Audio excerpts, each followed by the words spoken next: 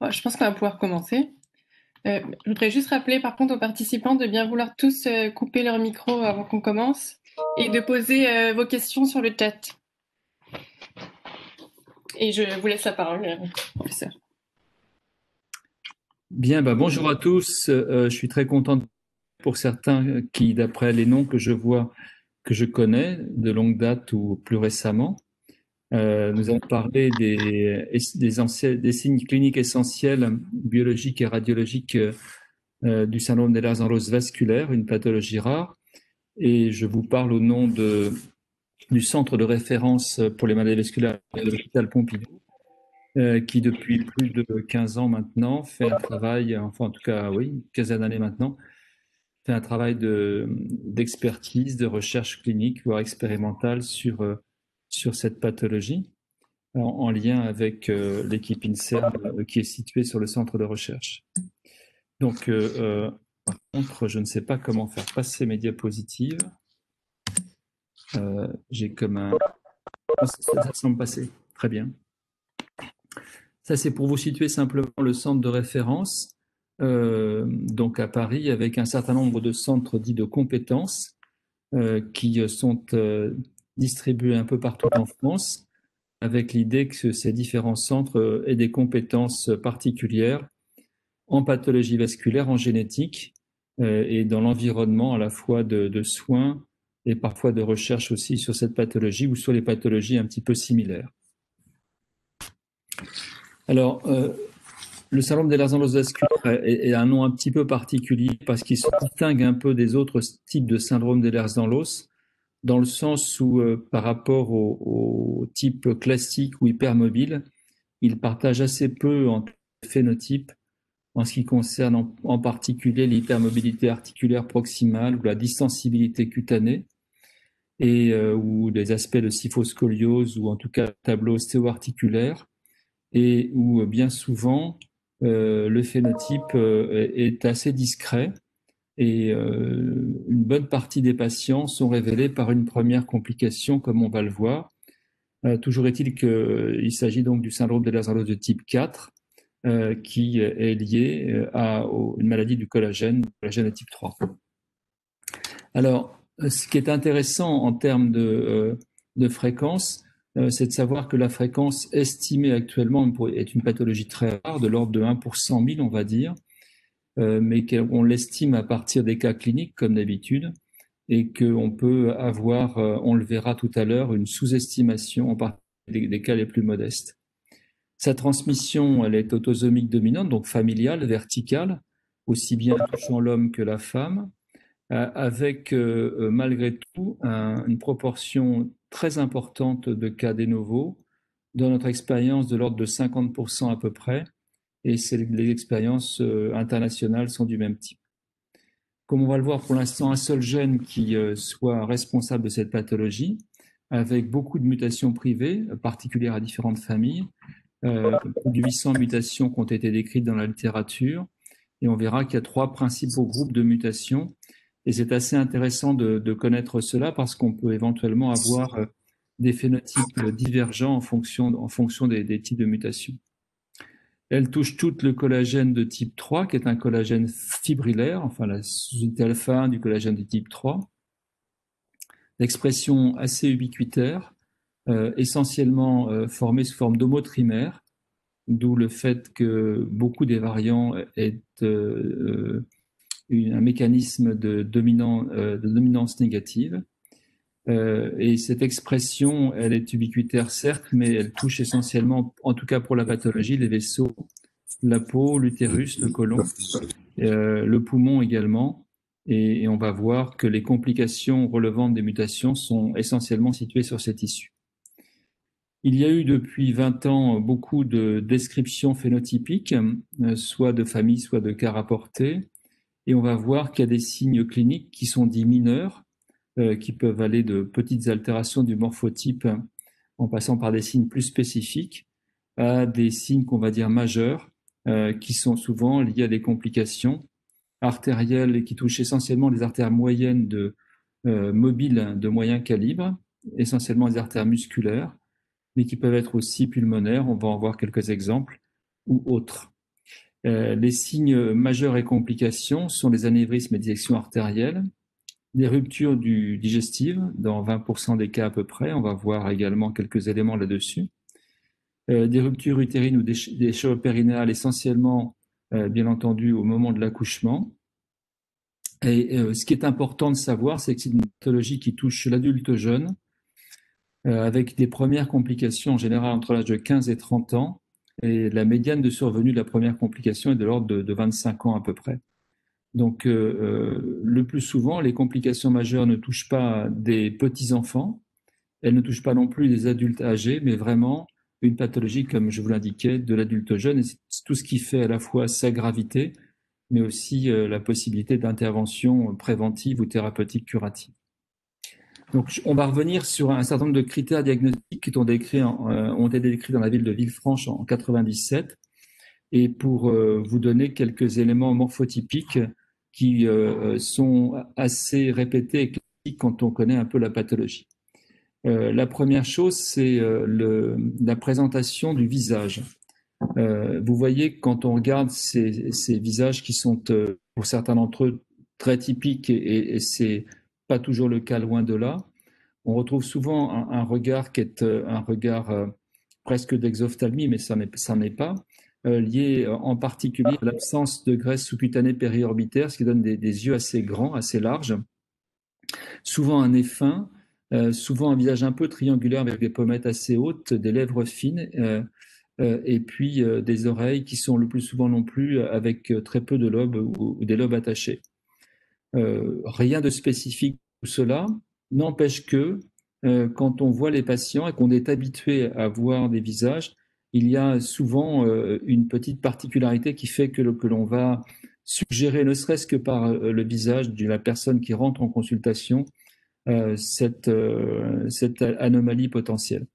Il s'ensuit également, enfin, il peut y être associé également chez certains patients ou patientes un certain degré d'alopécie, ou en tout cas de cheveux fins, qui de nouveau ne sont pas tout à fait spécifiques, bien entendu, mais qui, ajoutés l'un à l'autre, peuvent faire en sorte de faire évoquer le diagnostic.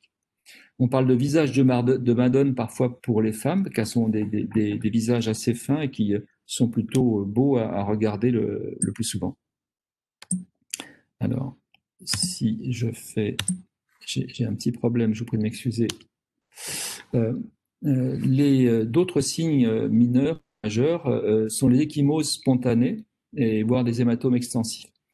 En fait, ce sont des gens qui, très souvent, sont habitués depuis l'enfance à avoir des ecchymoses ou des petits hématomes au moindre choc. Et donc, ça, c'est un signe qui est quasi constant quand on interroge les patients, même si on n'en trouve pas spontanément, parfois toujours au moment de la consultation.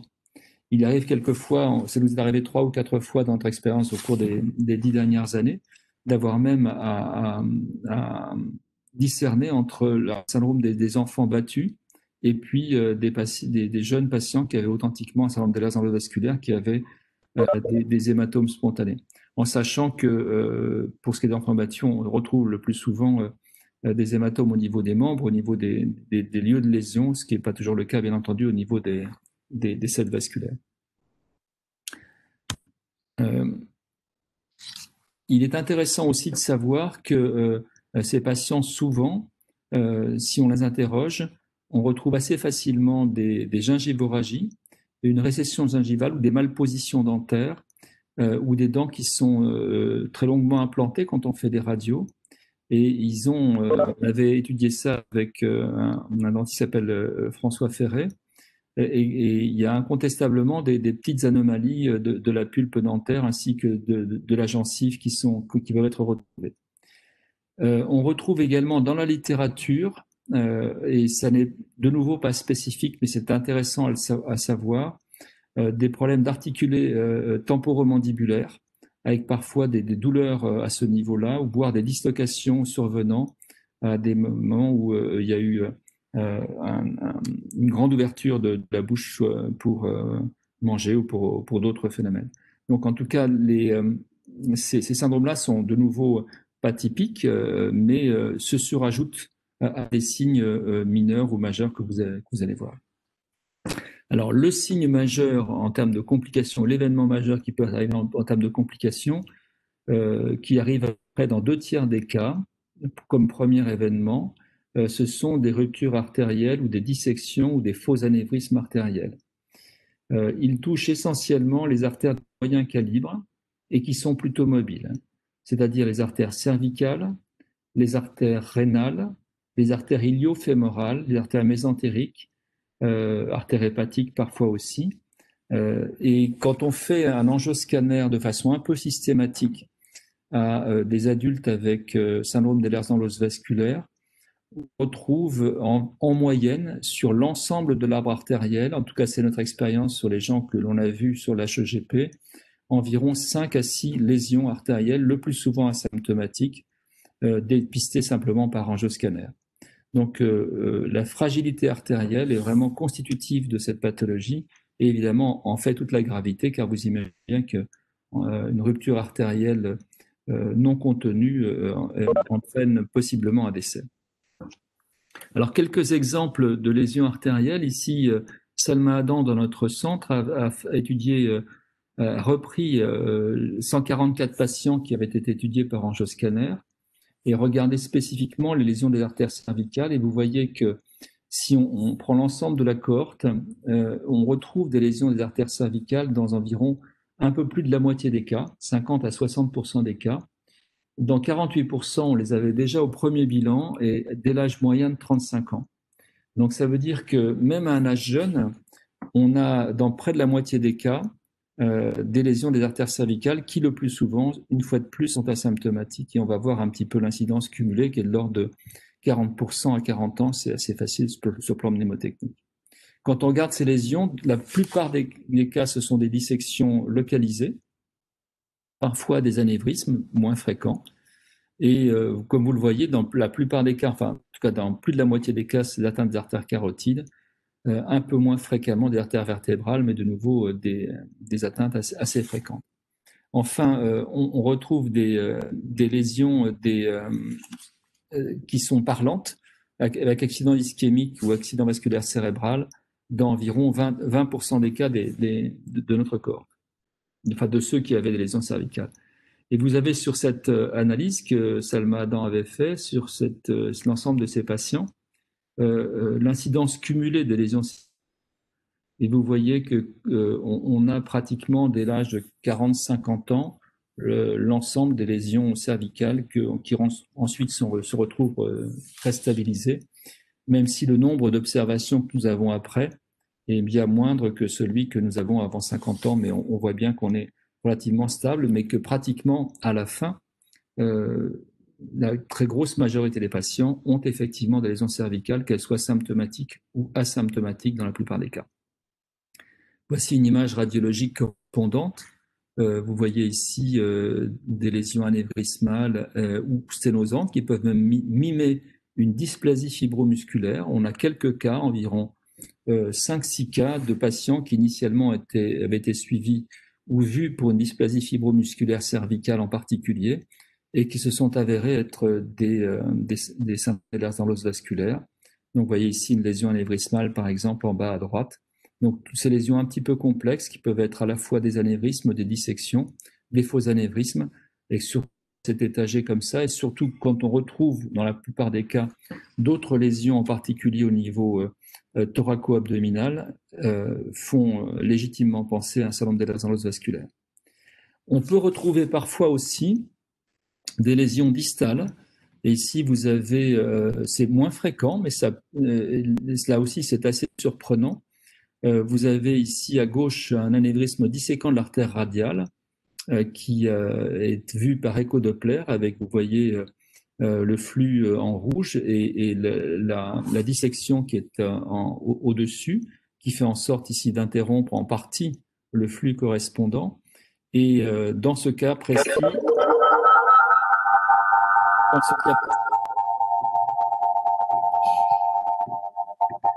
j'ai un petit problème de son. Voilà. Dans ce cas, avec un hématome un anévrisme disséquant qui a bien évolué, comme vous le voyez, au bout d'un mois.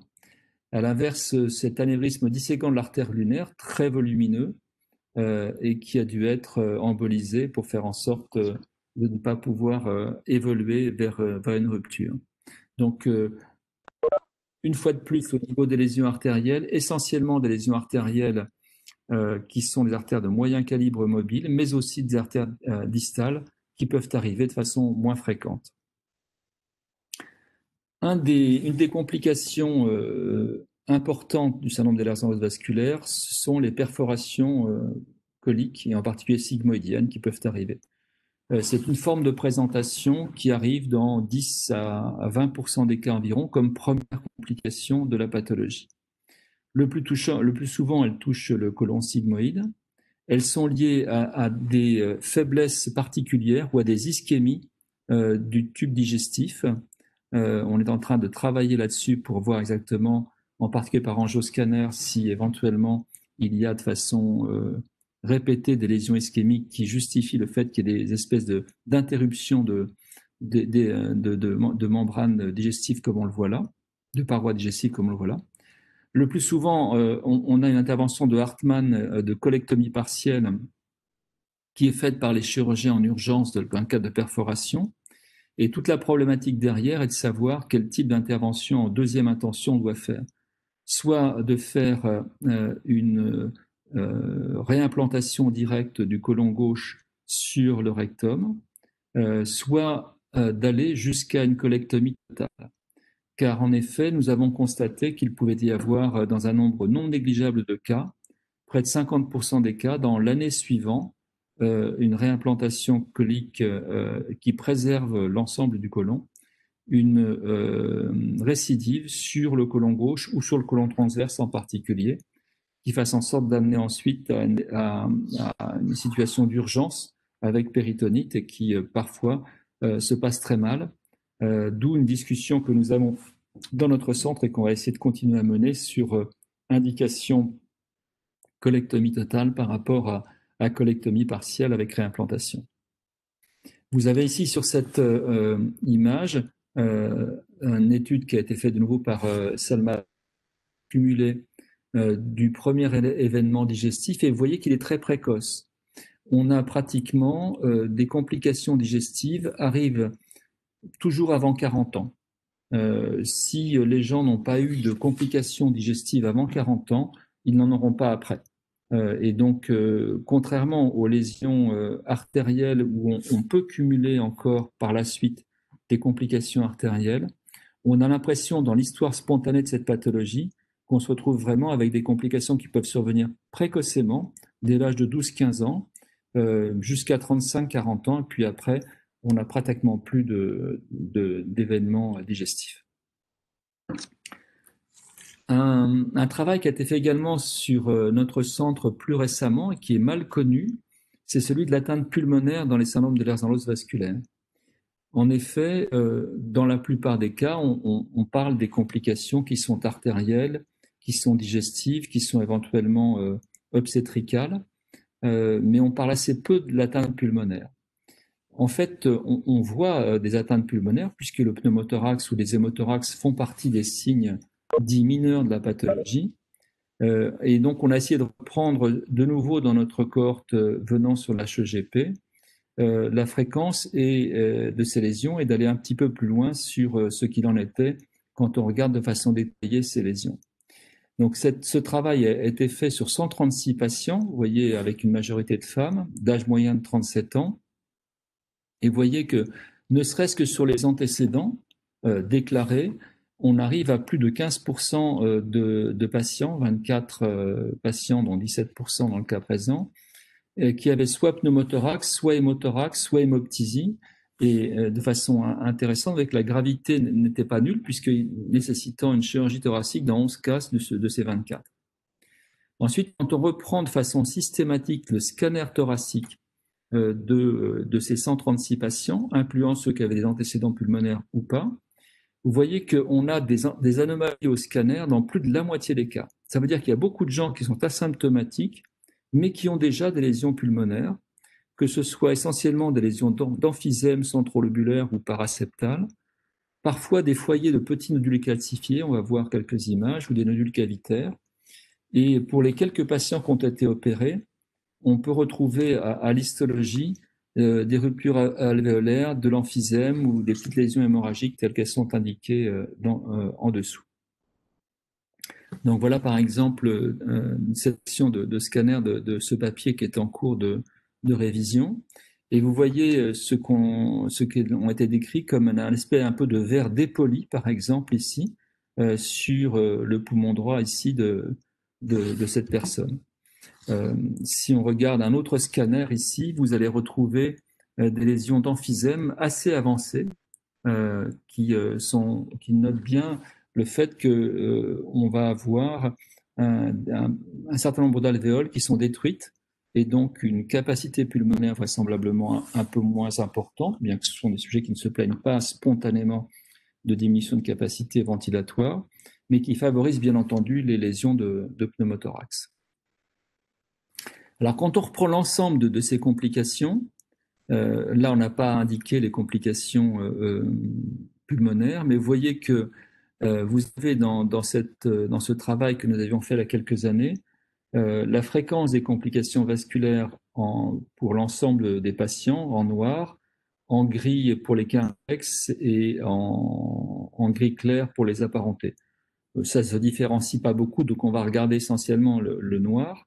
Et vous voyez simplement que les complications vasculaires étaient de l'ordre de 50% des cas, les complications digestives de 20 à 25% des cas, les complications obstétricales en termes de complications majeures, hein, la première fois qu'on vient pour quelque chose, les complications obstétricales qui font découvrir le stade vasculaire dans environ 10% des cas, et puis les autres pour le reste. Donc, on a essentiellement les biais de consultation, les biais de premières complications qui font découvrir la pathologie à travers ces signes. Quand on regarde l'incidence cumulée et l'âge de survenue de l'ensemble de ces complications, de cette première complication, vous voyez que ça commence vraiment à partir de la puberté, on va dire, à environ 15 ans, sans différence de fréquence entre hommes et femmes, et que vous avez pratiquement 50% des patients qui ont fait une première complication majeure dès l'âge de 25 ans à peu près, 25 à 30 ans. Donc une pathologie sévère de l'adulte jeune. Alors, il y a eu des critères de Villefranche que je vous ai cités en 97. Ces critères ont été révisés à New York 20 ans plus tard, avec les connaissances d'une part sur le fait qu'il y a maintenant un test génétique qui est beaucoup plus facile qu'auparavant à effectuer, et donc le fait de savoir s'il y a un variant pathogène documenté dans la famille est évidemment un signe majeur. En reprenant les complications, dans les critères majeurs, les complications connues, et en rajoutant la fissure carotido-caverneuse, qui est une complication artérielle fréquente, artério-veineuse fréquente, rare, pardon, je vous prie de m'excuser, mais dont la fréquence est essentiellement chez la femme de l'ordre de 50 ans. Dans les cas de fissure carotido-caverneuse que nous avons observés à l'HEGP, une douzaine de cas à peu près, 90% des cas sont survenus chez des femmes. Et donc, il y avait dans ces critères révisés de New York des critères majeurs qui avaient un peu changé, des critères mineurs qui c'était auparavant comme critère majeur, étaient devenus un critère mineur, ou de même que les ecchymoses. On a testé la sensibilité de l'une ou l'autre des classifications et on n'est pas vraiment convaincu par l'apport de la classification de New York en dehors de l'aspect du génotype chez les anapparentés. Et on avait essayé de faire une proposition de dépistage génétique, de score de dépistage génétique, et en regardant ce que nous avions à partir des patients que nous avons analysés, ce qui comptait comme, je dirais, critères principaux associés à la pathologie, c'était vraiment la fragilité aux ruptures artérielles précoces, donc avant 40 ans, la fragilité aux ruptures intestinales précoces, l'histoire familiale compatible, en particulier de mort subite ou de mort précoce chez un apparenté. Parfois la notion aussi de malformation congénitale telles les pieds beaux, et ensuite les signes mineurs, l'apparence faciale, l'acrogérie, l'apophine, translucide, les ecchymoses extensives, tout ce qui fait cette pathologie, mais avec toujours une certaine subjectivité le plus souvent derrière ces signes qui demandent de l'expérience clinique et qui peuvent être extrêmement performants quand on a l'expérience de ces signes cliniques chez ces patients et beaucoup moins quand on ne l'a pas. Alors, quelques mots sur les variants génétiques que l'on retrouve. Vous allez voir, c'est intéressant parce que c'est pas anodin de savoir si on a tel ou tel type de variant. Alors, vous avez en haut à gauche une représentation très schématique du peptide collagène alpha 1 avec un peptide signal, comme souvent pour les protéines, un propeptide, et N-terminal et C-terminal. Il faut savoir que ces propeptides vont être clivés par des métalloprotéases et vont faire en sorte de pouvoir être ensuite libérés dans le tissu correspondant, voire dans la circulation. Et donc vous avez finalement un peptide mature qui va correspondre à une triple hélice, puisque vous avez cet homotrimère dont je vous ai parlé tout à l'heure, avec un enchaînement de triplets, glycine, X et tyrosine, souvent parfois des prolines également. Les mutations surviennent dans 2/3 des cas, 60% environ, sur des glycines. Et ce n'est pas un hasard parce que les glycines ont un arrangement particulier, ce sont des petits acides aminés. Et dès que vous allez avoir un acide aminé qui va changer cette glycine-là, vous allez avoir une structure hélicoïdale qui va changer, donc un effet dominant négatif. Les deuxièmes types de mutations que l'on retrouve et qui sont également avec un effet dominant négatif, c'est l'épissage, des mutations d'épissage dans environ un quart des cas. Et ce sont en lien avec des petits exons. Et donc, vous avez une suppression dans ce cas-là d'un certain nombre d'acides aminés, mais qui sont en phase. Et de ce fait-là, vous conservez la traduction d'une protéine, mais qui va être raccourcie. Et de ce fait-là, cette protéine, dans son arrangement d'homotrimère, va être évidemment défectueuse.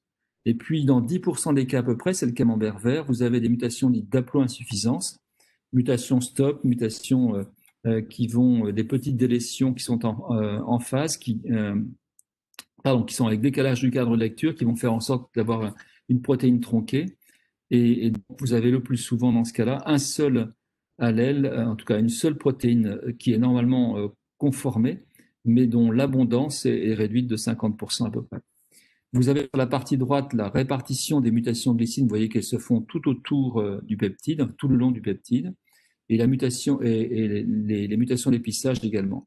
Il y a parfois des mutations du C-terminal qui sont particulières et qui entraînent également un C vasculaire. On ne va pas rentrer dans les détails. Et plus rarement du N-terminal. Alors, j'ai de nouveau des petits problèmes, mais je vais y arriver. Je ne sais pas pourquoi maintenant j'ai un petit crayon. Ce qui est important, c'est de voir à partir de ces mutations que la sévérité de la pathologie ne sera pas tout à fait la même. Vous avez en effet en haut à droite des courbes de survenue d'événements, de complications en fonction de la mutation. Vous avez les glycines qui sont en vert et les mutations d'épissage qui sont en violet.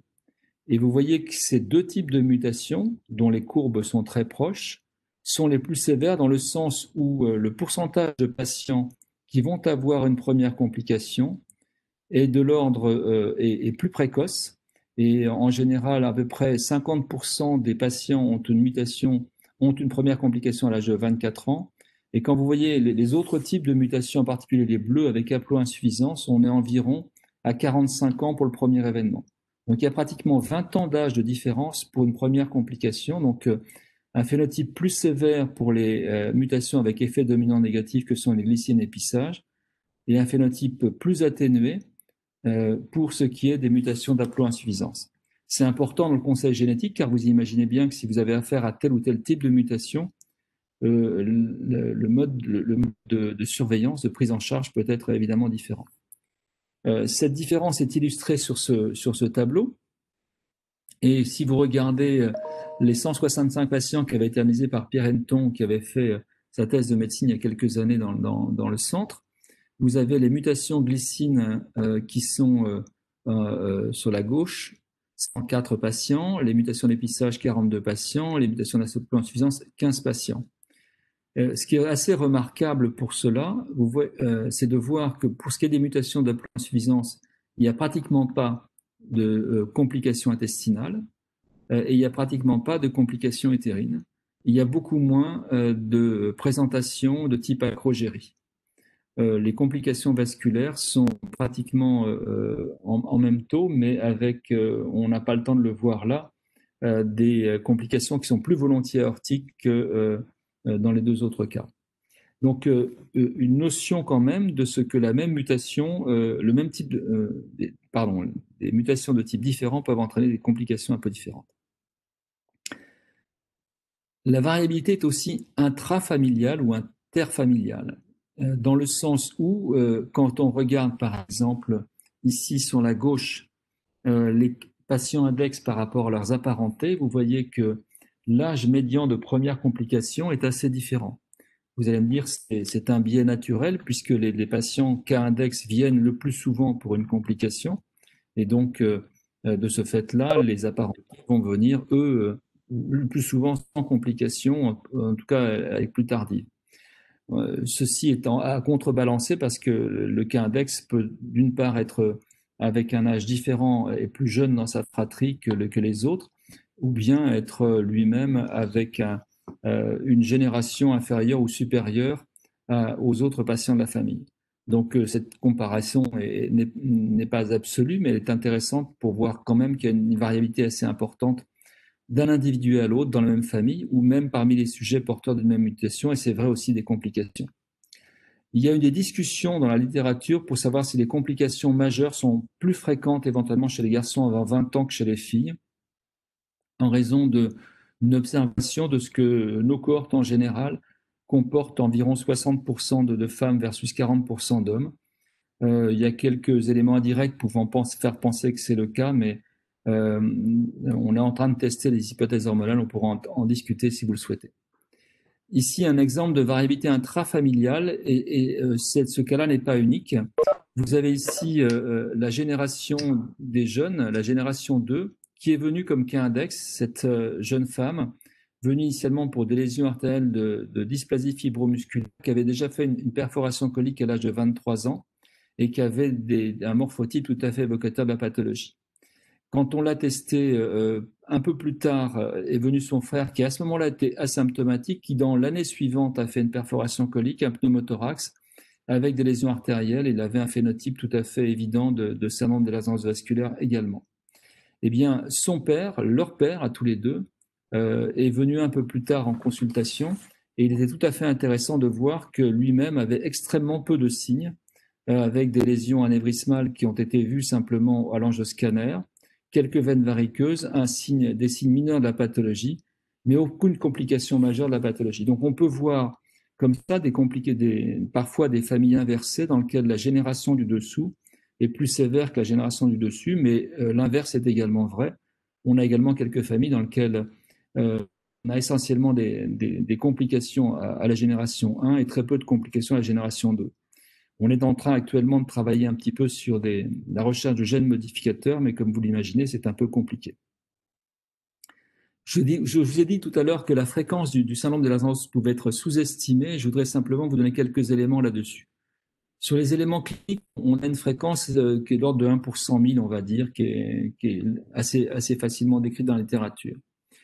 Si on fait une extrapolation de cela, on a environ 500 à 1300 cas en France de cette vasculaire, et je crois qu'on en a génotypé environ 350 ou 400 dans notre laboratoire. Et comme on reflète probablement pas la totalité de la France, je pense qu'on pourrait effectivement dire qu'on est à peu près dans cette épure-là. Si on regarde aux USA, par rapport à l'ensemble de la population, on se retrouvera entre 2000 et 5000 cas à peu près. En fait, quand on regarde les bases de données génétiques, puisque maintenant il y a des génomes faits des génomes entiers faits dans la population générale de plus en plus, on s'aperçoit qu'il y a des mutations a priori, je dis bien a priori, potentiellement pathogéniques de COL3A1, avec une fréquence qui est largement supérieure, pratiquement 10 fois supérieure, de 1 sur 10 000 à 3 sur 10 000 environ. Donc vous voyez que le nombre de cas dans ce cas-là pourrait être pratiquement 10 fois supérieur aussi bien en France qu'aux USA. Et de façon intéressante, quand on regarde ces bases de données, on a un nombre de mutations dites d'haploinsuffisance qui est de l'ordre de 30%, donc des mutations stop, ou bien des mutations frameshift, alors qu'on a, nous, environ 10%. Et donc, ça garde une certaine logique. Ça veut dire que vraisemblablement, on a dans la population des syndromes de l'ascendance vasculaire avec un phénotype plus modéré qui n'ont pas été dépistés parce qu'ils n'ont pas de complications évidentes ou un phénotype évident au départ, et qui ont ensuite des complications plus tardives, à l'âge de 40 ou 50 ans. Un mot aussi pour vous dire, comme je vous l'ai dit tout à l'heure, qu'on a environ 50% de cas de novo. C'est une étude qui avait été faite par Anne Legrand dans notre laboratoire. Vous voyez qu'on a ce travail-là fait sur 177 sujets cas index avec une mutation COL3A1. Dans environ la moitié des cas, il y avait une histoire familiale, 87 cas à gauche. Dans 90% des cas, dans 90 cas, c'était a priori sporadique. On a regardé si, pour un certain nombre d'entre eux, quand l'ADN était disponible, s'il y avait des mutations chez ses parents. Et en fait, on n'a pas retrouvé de mutation, excepté parfois un mosaïcisme parental, c'est-à-dire qu'on peut avoir, mais c'est très rare, un parent qui a dans ses gonades un pourcentage limité de cellules germinales avec mutation COL3A1 et qui le transmet par malchance, dans ce cas précis, à 2 de ses enfants. Donc, retenez essentiellement le fait qu'on a 50% de cas de novo. J'en terminerai là par deux diapositives, je suis désolé, elles sont en anglais, pour vous dire que un des phénotypes qui est vraiment très marqué, c'est la relative finesse vasculaire, artérielle en particulier. On retrouve par un système d'écho-tracking, d'écho-doppler un peu sophistiqué, au niveau des artères, et ici dans l'artère carotide, une épaisseur artérielle qui est largement réduite chez les patients avec cette vasculaire comparé à des témoins d'âge et de sexe comparables. Et en dehors du fait que cette épaisseur soit réduite et puisse aider parfois au diagnostic, l'intérêt physiopathologique, c'est qu'on voit qu'à pression égale, en fait, cette diminution d'épaisseur entraîne une augmentation du stress artériel et peut facilement expliquer le risque de rupture pour les biomécaniciens qui s'intéressent à la paroi artérielle, d'où l'intérêt en particulier probablement de diminuer le stress artériel par une diminution de la pression artérielle. J'en termine par des études observationnelles de survie. Cette pathologie était décrite comme une pathologie rare et extrêmement sévère, avec un âge moyen de survie décrit dans cette partie gauche de la diapositive par une étude américaine, avec un âge moyen de survie de l'ordre de 55 ans. Vous voyez que l'étude de Peter Byers et de Mélanie Pépin avait été faite en comparant la population américaine en termes d'âge de survie et versus les patients avec cette vasculaire, qu'ils soient cas index ou apparentés, et ici moyennés, avec, vous voyez, une très grosse différence. Ce n'est pas tout à fait ce que nous avons observé dans notre cohorte, qui avec ici l'âge de survie de la population française que vous voyez là, et l'âge de survie en plein de la population des patients cette vasculaire.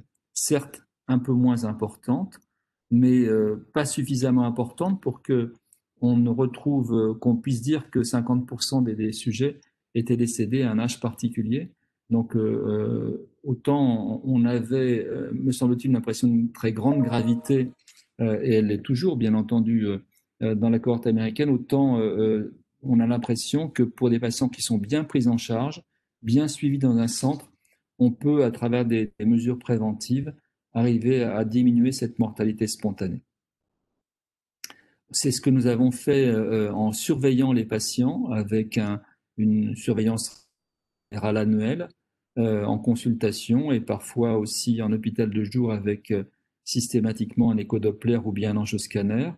Et donc, ce que je voulais vous indiquer, c'est d'une part, comme vous le voyez sur la partie gauche, un pronostic meilleur que celui qu'attendu, qui dépend des mutations. En vert, vous avez les mutations d'haploinsuffisance et il n'y a pratiquement pas de mortalité pour les quelques cas d'haploinsuffisance qu'on suit par rapport à une certaine mortalité pour les cas mutation avec glycine ou épissage que l'on suit. Et puis sur la partie en dessous, on a testé un traitement parce qu'on pratiquement on traite tout le monde avec un bêta-bloquant en particulier qui s'appelle le celiprolol, suite à une publication qui avait été faite il y a maintenant plus de 15 ans et qui retrouve plutôt un effet bénéfique de ce traitement pour les quelques patients qui sont comparés qui n'ont pas de traitement.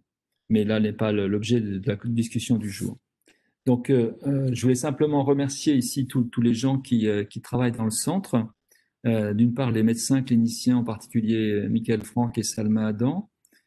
Tristan Miro, qui est un médecin vasculaire et qui reprend maintenant la direction du centre depuis cet été.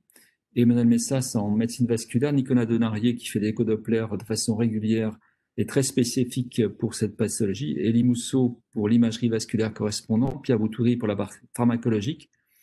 Les biologistes que sont Juliette Albuisson qui nous a quittés, qui est maintenant à Dijon, et Anne Legrand sur Paris. Jean-Michel Mazella, mon conseiller génétique, et Rajal Eloy-Forêt, qui joue le rôle de psychiatre et qui, dans le suivi psychosocial, est évidemment très important. Voilà, je m'arrêterai là et je suis bien entendu à votre disposition pour toute discussion. Merci, professeur, pour cette très intéressante présentation. On a reçu quelques questions déjà, mais n'hésitez pas à en reposer sur le chat. Donc on en a une, c'est quelle est la fréquence de l'atteinte des vaisseaux intracrâniens et quelle est la particularité de prise en charge? Les vaisseaux intracrâniens, on ne les a pas analysés de façon systématique. Il ne nous semble pas que des anévrismes intracrâniens soient très fréquents. En tout cas, ce n'est pas un mode de survenue dans lesquels on a eu des problèmes particuliers à régler. Parmi les patients dont j'ai la mémoire, on a dû avoir sur les 300 ou 350 patients vus dans le centre, 5-6 patients qui ont eu des complications de type rupture anévrismale et sur lesquels il a fallu éventuellement les prendre en charge. C'est une prise en charge en urgence qui est évidemment très difficile. En dehors de cela, pas eu l'occasion, je crois, d'avoir des embolisations préventives d'anévrisme intracrânien, mais ce serait à l'évidence le type de traitement qu'il faudrait faire dans un centre extrêmement spécialisé compte tenu de la fragilité artérielle de ces patients.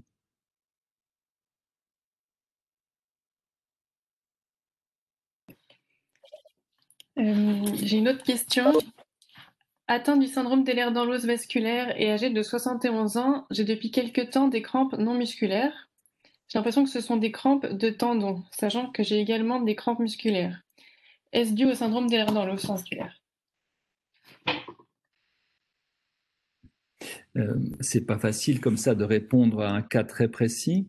Alors, ce qui est sûr, c'est que l'atteinte musculo-tendineuse fait partie des signes de syndrome d'Ehlers-Danlos vasculaire, que des ruptures tendineuses peuvent intervenir, que des entorses également peuvent intervenir, en même temps qu'une certaine souplesse des articulations en particulier distales. Donc les entorses de cheville sont assez fréquentes. Les douleurs tendineuses elles-mêmes, des micro-ruptures tendineuses peuvent être liées à cela. Après, je ne peux pas comme ça, sur ce cas-là, répondre définitivement. D'accord. Y a-t-il un risque vasculaire chez les patients présentant un syndrome d'Ehlers-Danlos non vasculaire? Oui, cela peut arriver, en particulier dans les syndromes d'Ehlers-Danlos dits classiques, avec des variants sur l'autre collagène fibrillaire qui est le Col5A1. Et on peut avoir des dissections qui sont des dissections cervicales ou d'autres dissections d'artères mobiles. Alors, ce n'est pas le tableau le plus commun et le risque vasculaire est bien moins important que dans le set vasculaire, mais oui, ça peut arriver. Ce n'est pas a priori le cas des syndromes d'Ehlers-Danlos hypermobiles qui, dans leur très grande majorité, n'ont pas d'atteinte artérielle. D'accord, merci.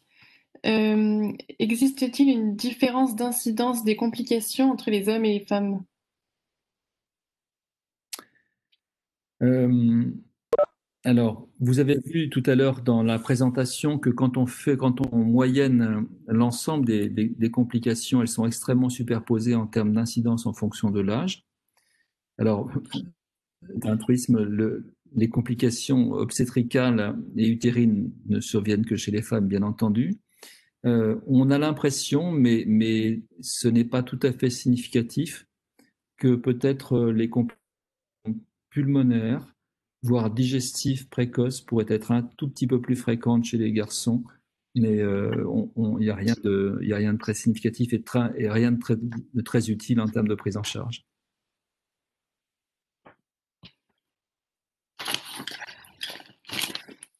Quels autres symptômes peuvent découler du syndrome d'Ehlers-Danlos vasculaire, tels que la frilosité ou la diplopie? La frilosité, dites-vous, ou la Oui. diplopie? Ça me semble être des signes tout à fait non spécifiques. En tout cas, des patients que nous avons vus, je n'ai pas mémoire de troubles oculaires spécifiques, contrairement au syndrome de Marfan, par exemple. Pour ce qui est de la frilosité, euh, la plupart des gens avec syndrome d'Ehlers-Danlos vasculaire sont de constitution, en moyenne, hein, relativement fragile. C'est-à-dire que la masse musculaire est un petit peu moins importante et donc il y a une certaine fragilité des personnes par rapport à la moyenne de la population. Le poids, la taille en moyenne sont de 5 à 10% inférieurs à la population générale, avec un index pondéral chez les patients qui viennent par exemple chez nous qui est de l'ordre de 21 kg mètre carré et qui est facilement de 23 à 25 kg mètre carré dans la population contrôle d'un gel de sexe comparable. Donc il y a ce contexte-là, mais qui ne fait pas écho directement à de la frilosité. Donc j'ai pas de relation directe avec la frilosité.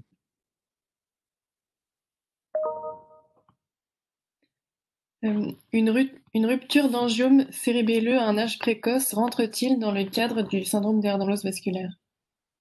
Non, ça fait pas partie des critères spécifiquement du syndrome d'Ehlers-Danlos vasculaire. Il y a des pathologies potentiellement héritées parfois avec angiome. Donc c'est un autre type de, d'anomalie qu'il faut rechercher, mais c'est pas a priori un set vasculaire.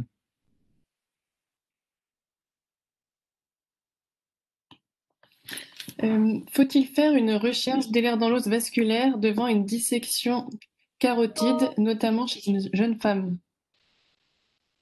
Alors ça, c'est une question qu'on s'est posée à de multiples reprises et pour lesquelles il y a quelques données maintenant. D'une part, il y a eu l'étude qui s'appelle CADISP, qui a été faite sur plusieurs milliers de patients avec dissection artérielle isolée et qui a recherché des alterations. Et en fait, les altérations génétiques sont très peu fréquentes. D'une part, de type mutation rare comme syndrome d'Ehlers-Danlos vasculaire, je crois que c'était de l'ordre de 1 pour 1000, quelque chose comme ça. Et également, même dans les variations génétiques de type polymorphisme, il y a des facteurs de risque génétique à ce niveau-là, mais les facteurs de risque génétique sont pas aussi importants qu'on aurait pu le penser. Notre attitude dans le centre est d'une part de voir les personnes correspondantes, de voir si éventuellement elles ont d'autres signes mineurs de la pathologie ou morphotypiques, et en particulier si à cette atteinte des troncs supraortiques, dissection carotidienne par exemple, s'associent d'autres lésions artérielles au niveau thoraco-abdominal. Si la lésion est complètement isolée et s'il n'y a pas d'autres typiques en faveur du set vasculaire, en général, on l'élimine avec une grande confiance par rapport à cette pathologie qui est exceptionnellement isolée. On a reçu d'autres questions. Quel suivi médical doit être mis en place pour les patients du syndrome d'Ehlers-Danlos vasculaire et quels médecins doivent faire le suivi? Quelle spécialité et à quelle fréquence?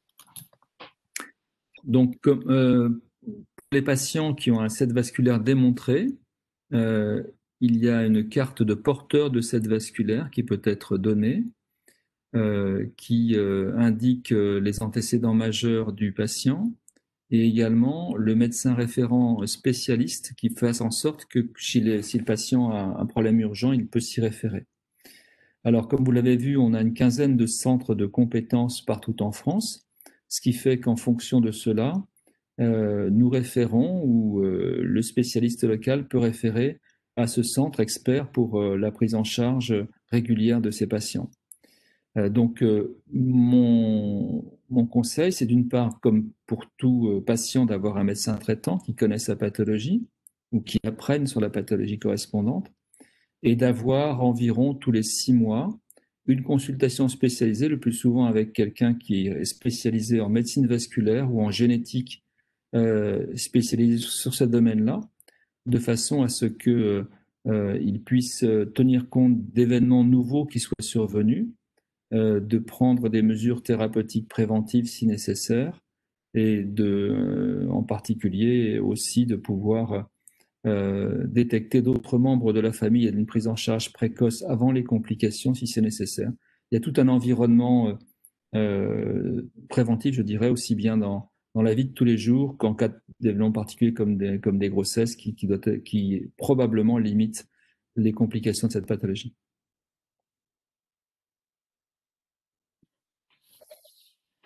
Y a-t-il plus de risques à la ménopause?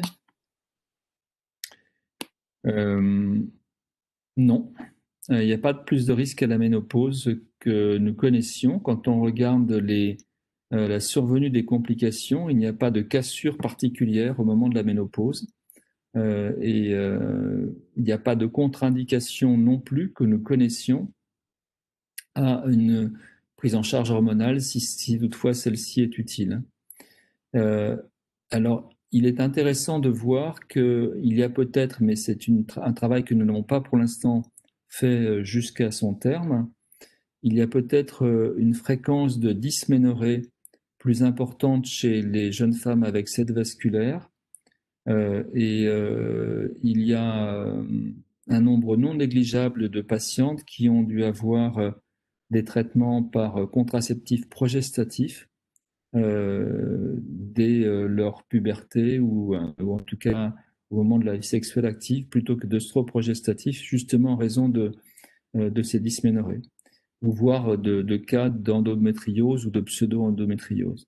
En tout cas, je ne connais pas de risque particulier lié à la ménopause. D'accord, merci. Il nous reste encore une ou deux questions. Y a-t-il une tension artérielle cible pour doser le céliprolol? Comment savoir si on a la dose optimale? Alors, les patients avec cette vasculaire ont en général une pression artérielle basse ou normale en tout cas. Et donc, le problème est essentiellement de la tolérance du médicament qui peut parfois fatiguer. La dose optimale telle que nous l'avons vue dans notre centre, mais elle est évidemment, elle n'est pas la conséquence d'un essai randomisé, mais simplement la conséquence de l'expérience est de l'ordre de 400 mg. En fait, on a une proportion non négligeable de patients, environ 30% des patients, voire 50% des patients, qui n'arrivent pas à cette dose-là et qui sont plutôt à 200 mg par jour parce qu'ils se sentent trop fatigués avec une dose complète.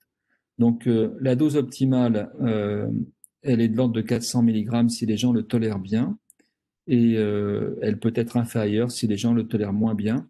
Il n'y a pas de pression artérielle cible parce que, une fois de plus, on est déjà dans des normotensions et que la problématique n'est pas d'arriver à moins de 110 de pression artérielle, par exemple. En tout cas, c'est sûr que si on est hypertendu, il faut pouvoir arriver à une pression artérielle cible inférieure à 130 mm de mercure.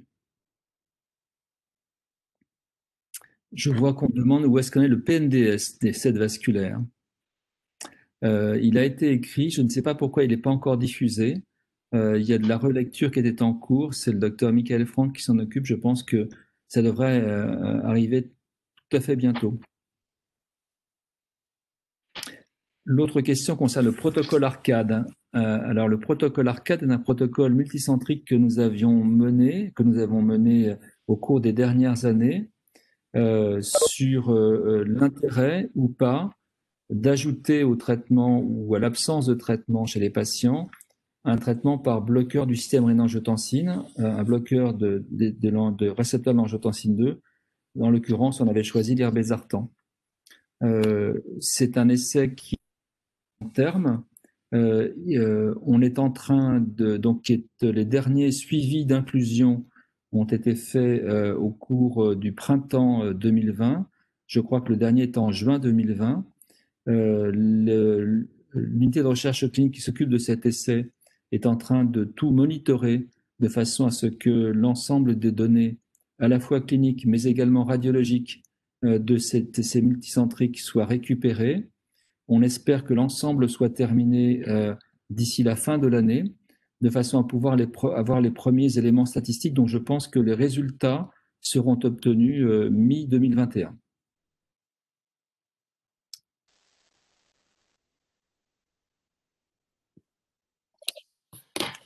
J'ai une dernière question pour vous. Qu'en est-il des tests génétiques chez les enfants de SED vasculaire? Ah, ça, c'est une très bonne question à laquelle on n'a jamais de réponse très simple, car il y a plusieurs écoles par rapport à cela, fonction des habitudes médicales et fonction du stress des personnes, de la famille. Quand on est porteur d'un SED vasculaire, on est en fait, bien entendu, d'une part sous surveillance légitime régulière, pas forcément du tout dans le cadre d'un stress, mais en tout cas sous une surveillance normale. Et derrière, on a des enfants dont le risque est de 50% de porter la même variation génétique que soi-même. Et ce stress-là peut être soit relativement bien vécu de la part des parents, soit relativement difficilement vécu compte tenu en général des histoires familiales qui peuvent avoir, en particulier s'il y a eu des cas très sévères ou de complications sévères dans la famille. Et donc, c'est une discussion qu'on a en général avec la famille pour savoir à quel moment il peut y avoir un bénéfice pour l'enfant d'avoir ce test génétique. L'idée n'est pas de rassurer ou de ne pas rassurer les parents, c'est une chose, mais l'idée de servir, et c'est le cas des tests génétiques faits chez les enfants, et de servir à la prise en charge des enfants correspondants. Donc, il y a des cas, par exemple, où les enfants veulent avoir une activité sportive potentiellement traumatisante qui les met à risque, en particulier de rupture tissulaire. Et si c'est le cas, on fait plutôt un test génétique à ce moment-là. Si ce n'est pas le cas, on propose plutôt aux parents d'attendre l'âge de 10-12 ans afin que les enfants puissent ne pas se sentir dans un environnement trop médicalisé si jamais ils étaient positifs et qu'ils puissent vivre une vie d'enfant tout à fait normale. En fait, il s'avère que dans une bonne proportion des cas, les parents, par la simple observation des signes physiques, en particulier par la survenue de petits hématomes par exemple, ont déjà un doute positif ou un doute négatif par rapport à la transmission chez l'enfant. Mais le fait d'avoir un doute ou le fait de ne savoir authentiquement sur un test génétique était évidemment différent. Donc il y a toute une préparation, je dirais, psychologique qui est vraiment importante pour faire en sorte de délivrer un test qui soit dans les meilleures conditions possibles. Donc je dirais, si on se résume, plutôt vers l'âge de la puberté et dans des cas particuliers avant, si c'est discuté correctement avec les parents. Sur les lésions thoraciques, je vois qu'il y a une question à propos des nodules thoraciques. Je ne le sais pas. Je ne sais pas si ça a été observé dans d'autres cas de SED et si une étude systématique était faite avec scanner thoracique. Nous, on avait la chance, puisqu'on on surveille les patients de façon régulière, tous les 2 ans environ, avec parfois des angioscanners, d'avoir un bon nombre d'angioscanners chez les patients effectués et donc de ce fait-là d'avoir une possibilité d'analyse sur un assez grand nombre de sujets. Je ne suis pas sûr que ça ait été fait dans d'autres types de scènes. En tout cas, je ne l'ai pas vu.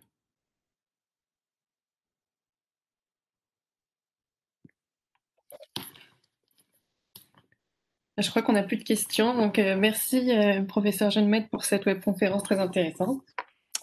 Je vous remercie en tout cas de votre attention à tous et de l'intérêt que vous portez à la pathologie. Et je vous remercie aussi Julie et Margot pour organiser cela au niveau de la filière Fava Multi, qui je pense est effectivement exemplaire pour faire en sorte de pouvoir transmettre les quelques connaissances que les uns et les autres peuvent avoir sur les pathologies rares dont nous avons la charge.